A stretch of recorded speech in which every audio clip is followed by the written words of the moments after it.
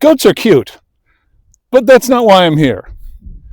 I'm here on this goat farm because this is in the Alentejo, and there's a megalithic cromlech here. This is the Cromlech of Vale Maria do Meio. Let's explore it.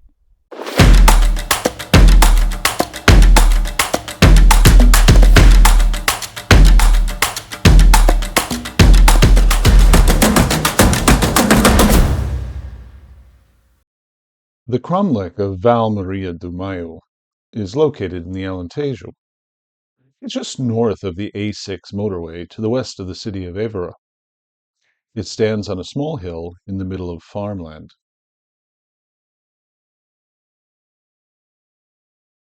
There is a sign along the road indicating recintos megalíticos, or megalithic enclosures. There are two enclosures, or cromlechs, along the road, but neither one is signposted. There used to be a sign pointing the way to Val Maria do Meio, but it's now broken. If you can find the right turning, you can easily reach the Cromlech as the track is open without gates. When you reach the Cromlech, you are immediately surrounded by enormous standing stones, or menhirs. This is the western end, and it is predominantly large stones. As you enter the enclosure, you can see that they extend to the east, often with smaller stones. It's hard to really take in the overall structure of the enclosure from the ground.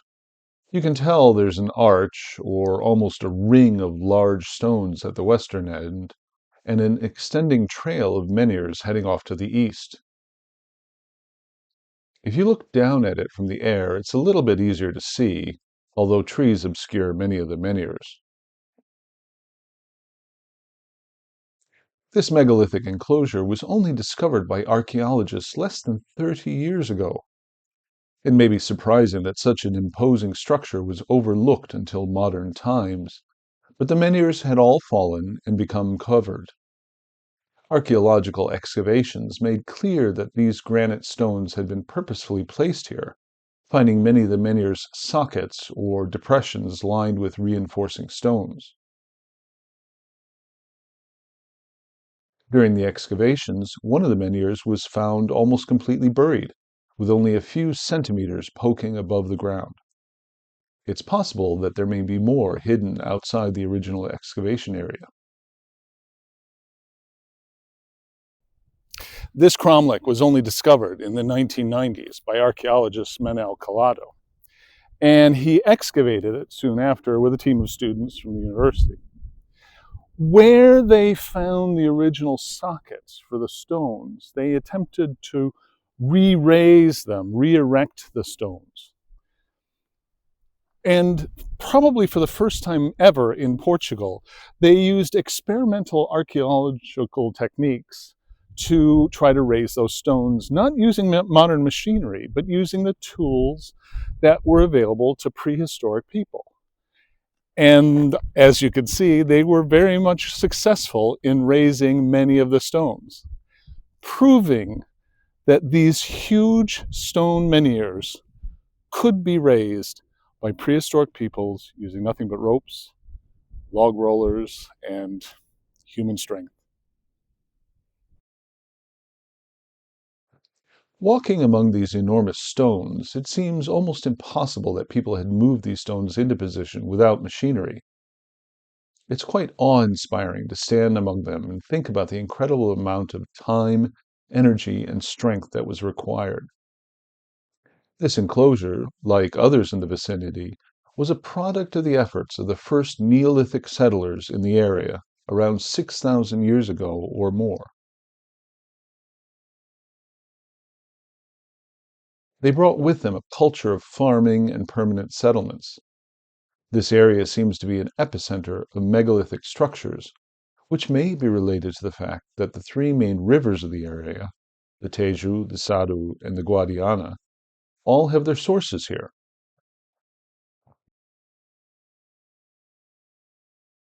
The enclosure is made up of around 34 stones, forming an open ellipse or an elongated horseshoe pointing to the east.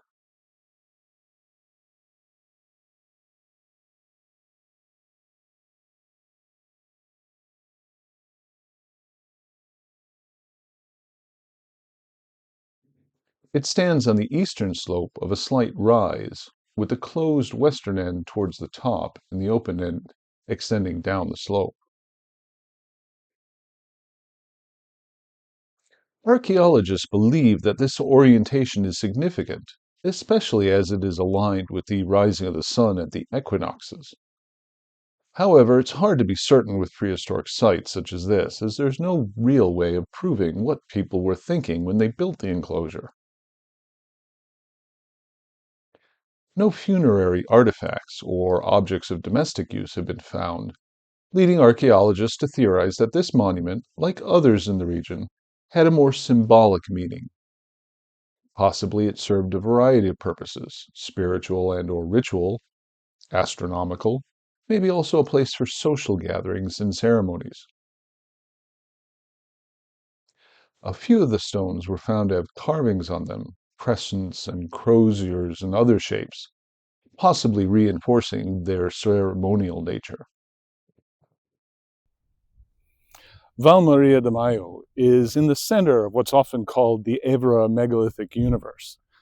There are hundreds of prehistoric sites in this area. Cromlechs, menhirs, dolmens, which Portuguese call antas. But it's interesting because there aren't that many cromlechs that are in this preserved estate. Many of the cromlechs, and lots of dolmens too, are in a collapsed state, and the stones may be scattered or they may be stacked up arbitrarily. So to be able to visit a site like this and enjoy it and really get a feel for its space and its orientation is a real delight. I hope you've enjoyed this visit to the Cromlech Val Maria de Meio. If you want to know more, check out my website, prehistoricportugal.com. I've got lots more information and more photographs about it and other sites. And I'd love to hear your opinion. Leave a comment down below. What do you think? Should I feature the goats in my next video? And don't forget to subscribe. I'm going to be visiting lots more sites, both megalithic and otherwise, in the weeks and the months to come. Thanks for watching.